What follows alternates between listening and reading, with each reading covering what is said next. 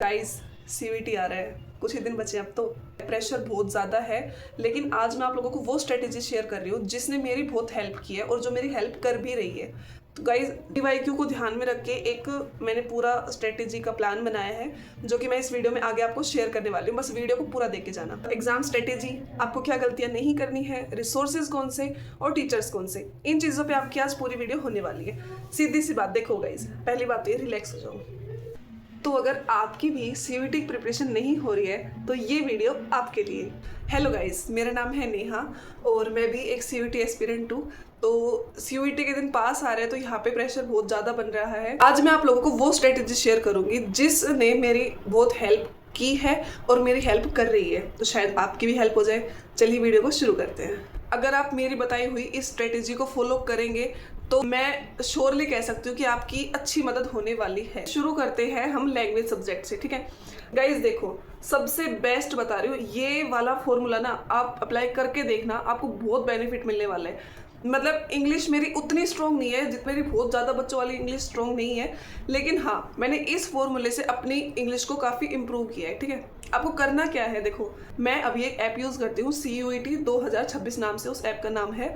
मैं आपको साइड में आपको फोटो दिख रहा होगा, उस गाइस आप फ्री ऑफ कॉस्ट उसमें लॉगिन कीजिए। उसमें आपको previous year paper, expected questions, notes, all topic wise questions, आपको सब कुछ मिलेगा। देखो करना क्या है, उसमें प्रीवियस ईयर पेपर डाउनलोड करना है। डाउनलोड भी नहीं, मतलब उसमें पूरा एक PDF होता है, पूरा एक सीक्वेंस में आपको अब तक जितनी भी शिफ्ट में पेपर हुए हैं, 2025 की 3 शिफ्ट लगा लो, 4 शिफ्ट लगा लो, जितने भी शिफ्ट में पेपर हुए हैं आप, तो अगर आप अपने पेपर तक एक पेपर डेली लगाएंगे ना तो आपके दिमाग की एक्सरसाइज होगी, आपके ब्रेन की एक्सरसाइज होगी। उससे आपका ब्रेन की रिकॉलिंग पावर बहुत स्ट्रॉन्ग बनेगी और आप जब पेपर दे के आओगे तो आपको लगेगा कि आप अब भी एक प्रीवियस ईयर पेपर ही लगा रहे हैं। बिलीव मी गाइस, ईमानदारी से करना।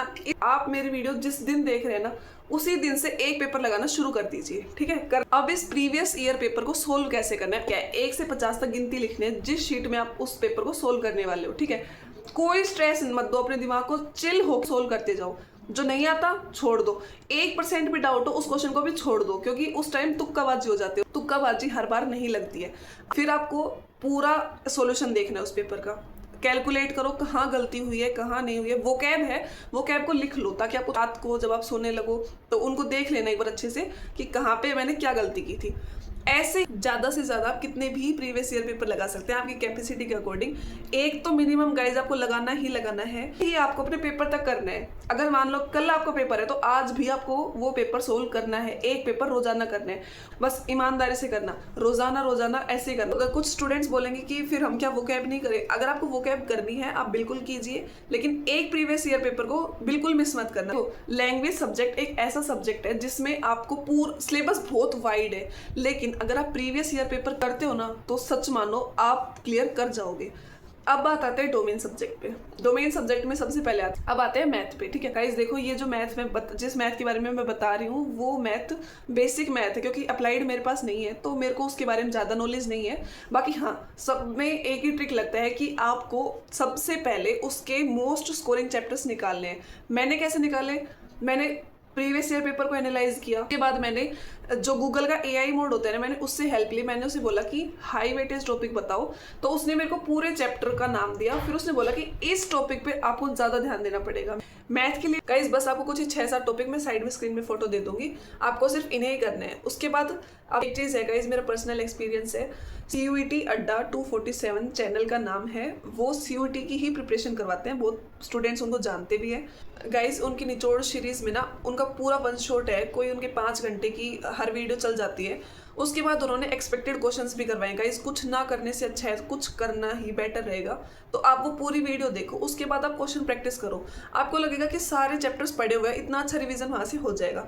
उसके बाद आपको क्या करना है, अगर आप उनकी वीडियोस देख रहे हो तो मैं आपको कुछ टॉपिक बता देती हूँ जिन टॉपिक्स पर आपको सबसे ज़्यादा ध्यान देना है। पूरी वीडियो देखो, कोई दिक्कत नहीं है, लेकिन फिजिक्स और केमिस्ट्री वाले बच्चों के लिए मैं बता दूँ कि इन टॉपिक्स को बिल्कुल मत छोड़ना, इन पर ज़्यादा ध्यान देना मेरे एज अ फिजिक्स और केमिस्ट्री वाले पीपल्स। तो देखो फिजिक्स के लिए हमारे पास सबसे इंपॉर्टेंट चैप्टर है, स्कोरिंग चैप्टर है, इजी। इस पूरे चैप्टर में ना एक क्वेश्चन पक्का लॉजिक गेट्स लेके ही आता है, तो लॉजिक गेट्स को। उसके बाद आता है guys current electricity, main chapter है, 4 से 5 क्वेश्चन की वेटेज ये आराम से रखेगा।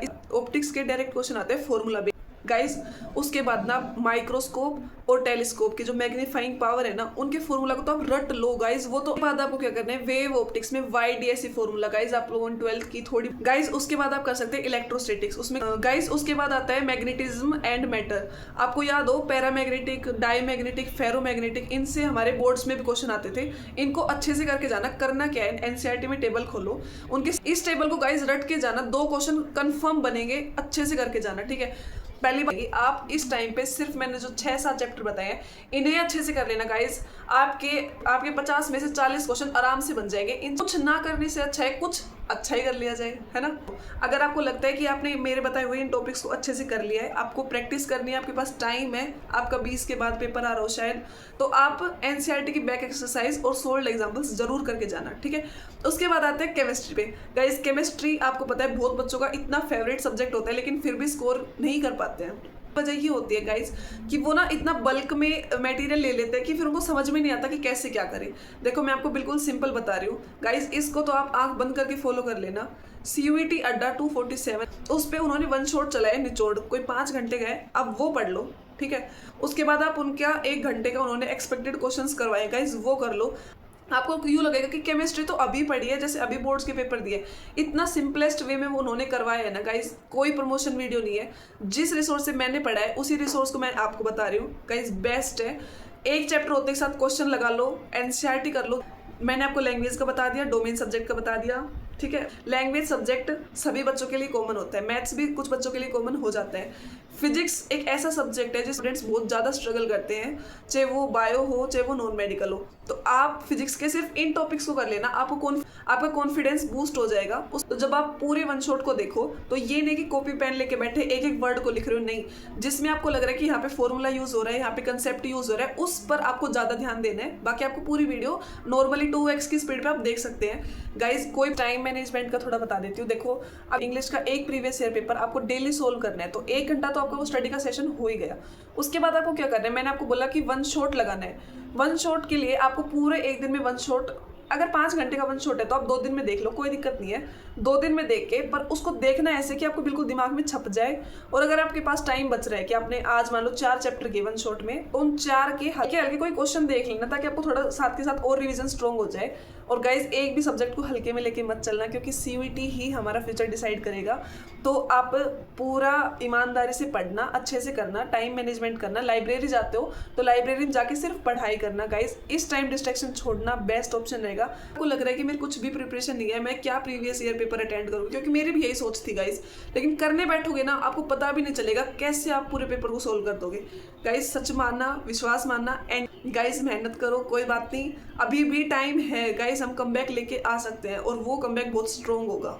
Have a nice day guys, and paper rock करना, टॉप करना।